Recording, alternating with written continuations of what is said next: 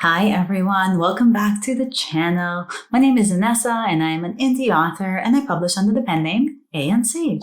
I write a lot of mystery, paranormal fantasy, mostly in the young adult space and in the cozy mystery space. If you haven't heard yet, I do have a new cozy mystery series that just came out. The first book, a Gray Roast right here, is already out. It's on KDP as well. It's on Kindle Unlimited. And the second book is up for pre-order and it'll be out in April. So if you want to check it out and see what it's all about, it's a pretty fun little series. It's got humor, it's got mystery, it's got a raccoon and a ghost familiar and a witch. So that's my little spiel for the Orchard Hollow mystery series. But if you are new here, then you should know that every single week I do put out new videos geared towards authors and creative entrepreneurs. I do quite a few things in this whole realm of working for myself. I am an author, clearly, because that's what the channel is mostly about. I'm also a book cover designer and a graphic designer, and I am a book coach and editor. So that's quite a lot of stuff, which gives me a lot of ideas, a lot of things to talk about, because I'm all about diversifying what we do, just in case you never know what happens. So if that sounds like something that you'd be into, that make sure that you're subscribed and that you hit the bell notification. Today's video, we have another little author tip, writing tip video. I really love doing these because if you watch enough of them, I think it really seeps into you in the back of your head. Even if you're not a plotter, you're kind of keeping these things in the back of your head. And I've watched a ton of videos on writing. I read a lot of books on writing even before I even started writing my first book. And now 17 books down the line, it's really kind of been ingrained in me, all these little tips. And so breaking them up into these videos weekly has been really, really exciting for me because I get to share the stuff that I have taken years to learn in small tidbits to keep it engaging, entertaining, but also hopefully to give people something to think about. And in today's video, I want to talk about first chapters. And I want to talk about some tips that I have for you for writing addictive first chapters. So first chapters make or break your book, right? I know a lot of things that people talk about. So in order to get to your book, there's like a few touch points. Your cover, people really pay attention to those because that's the first thing that they'll look at, the first thing to see, the first thing that grabs their attention. Then you have your blurb, your little short description. Again, second thing that grabs their attention after they click on your cover, they read the blurb. Then if you're on Amazon, you have your little snippet, right? So the first 10% of your book is always put up on the look inside feature of Amazon. And this is where your first chapter comes in. This is where a reader will take a look at the chapter and they'll try to figure out if they want to keep reading more, if they connect to you as an author, and sometimes they might not, and that's fine. It has nothing to do with that first chapter. But if you write an addictive first chapter, I can guarantee you that it will definitely help to going from somebody just looking at your book to clicking to buy it. So how do we write an addictive first chapter? Well, the first thing you want to think about is the first line. So you want to think about an interesting first line. Your first line can ask a question. It can introduce some stakes. It can put the reader in an unfamiliar situation. You want to keep your first line somewhat open-ended because you want them to keep reading to find out why that first line is there. And so if you think about some of the great first lines out there, there's always kind of an open-ended, almost like a question that's not being asked. And a lot of times the first line is shocking too. So you might be using your first line to almost look at shock value, right? Like you're jarring the reader in a way where they're like, wait, what? I need to read further to find out what happened. So you want to think about your first line. Your first line is almost like the hook for your book, but it's even more important than that, I think, because there's stakes in that first line. There's a question in that first line. There's a situation that the reader just wants to try and figure out. Your first line is a mystery. And so you want to think of that when you're writing that first line.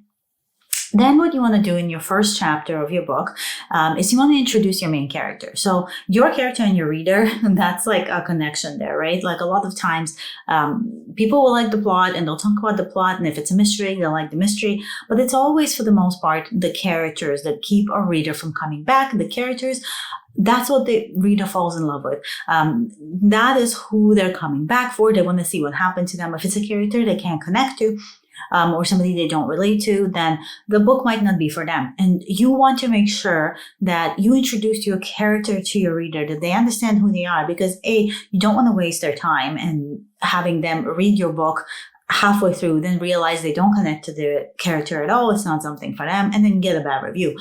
But also, you want to introduce your main character in the best way possible. You want to show them exactly what your character is about. So jot down, like on a little notepad, point forms of what your character is all about. Like we're talking, age, group, appearance, if you're going to be mentioning appearances, some of the things they like, hobbies, things like that, where they live, things that might be relevant to the story as well. And see if you can sprinkle that throughout your first chapter so that your reader gets an idea of the character. Another good way to introduce your main character with is dialogue. You want to show people how they speak, so that not only do you show how you're going to write dialogue throughout the rest of the book, but people can relate to dialogue a lot more because they can really put themselves in the position of being the ones who are speaking. You also want to show your main character's goal. Since you already have this main character and you're introducing them, you want to kind of show the goal for your main character. It doesn't have to be the main goal for the book. That might not come out until after the inciting incident or whatever happens to them to change their world upside down. But you want to hint at what the big goal will be. So your character will always have a goal. They'll have a want and a need, something that they want and need to accomplish throughout the book. And you want to show that. You want to introduce it in a way. And your reader should have some idea what those wants and needs are, because not only does it strengthen your character, but it gives them kind of a glimpse of what they're in for. And you always want them to have a glimpse of what they're in for so that they want to read about it, right? Teases. You want to think about setting the tone and revealing the theme. So that's something that should land in your first chapter, setting the entire tone of your novel and revealing the theme that your reader can expect to see with your novel. Every book should have a theme, right? There's something that is you're trying to teach the reader, show the reader, teach or show the characters, some lessons that can be learned. So the theme of your book should be hinted at. It should be shown and developed in your first chapter. You also want to pay attention to all the different details and make sure that the tone of your story matches the genre you're writing in. So different genres have different tones that are expected from them. For example, if you're writing a romantic comedy, maybe your first chapter doesn't talk about some gruesome death, right? So I know it might seem obvious, but sometimes it's not. And sometimes you have a cool idea for a first chapter, but it might not match the rest of the book and it might not match your genre. The good thing about setting a tone in your first chapter is it also helps you figure out how you're going to write the rest of the book. So it's going to make your life a lot easier. And then finally, you want to think about the final sentence and that last paragraph. You want to end your chapter the same way you began it. So with intrigue. You're not going to end your book with intrigue. So I have a couple of things. I don't ever, for the most part, usually recommend ending books in huge cliffhangers, like maybe some hints towards the next books, but massive cliffhangers that really kind of disrupt the plot of the book. If you have a series, I don't recommend that. But I do always recommend putting some kind of cliffhanger at the end of every chapter. And this is an R.L. Stine trick. So I don't know if anybody's watched the masterclass with R.L. Stine in it. If you haven't, I highly, highly recommend it. It's fantastic. He's amazing. And yes, this is an R.L. Stine trick. You want to have some kind of intrigue, some kind of mystery, something that's not answered in the first chapter because, and in every chapter really, but especially in the first chapter, because you want people to say, hey, I want to know what's going to happen, so I'm going to keep reading. And so having a cliffhanger of some sort, having some kind of question, having something that goes wrong for your character, but not really saying exactly what it is or how they're going to get out of it, is a good way to end that first chapter. It gives your reader just enough that they're now hooked, right? They need to turn the next page. They absolutely have to. They need to find out what happened, I don't mean please stop writing your sentence halfway through, but if something happens to your character, let's say they get some mysterious phone call, you want the reader to turn the page to listen to what happens in that phone call. For example, something explodes, or if it's an action scene, right, it just cuts right in the middle of that action. You want your reader to keep reading to find out how that action is resolved. So always end your last paragraph, your final sentence, and try to mirror it to your first sentence. So your first sentence sets the intrigue of what's going to happen in the rest of the first chapter, and then your final sentence sets the intrigue of what's going to happen in the rest of your book. So those are my main tips for writing an addictive first chapter. There are a lot more, I'm sure, but I think if you follow just these 5 pointers, it's a really good starting point for writing chapters that make people want to turn pages and to continue reading. And I think that if you stick to these, you have a better shot at getting past that 10% read-through of the look inside and getting people to actually buy your book. I think when I first started out, I didn't have a lot of these points.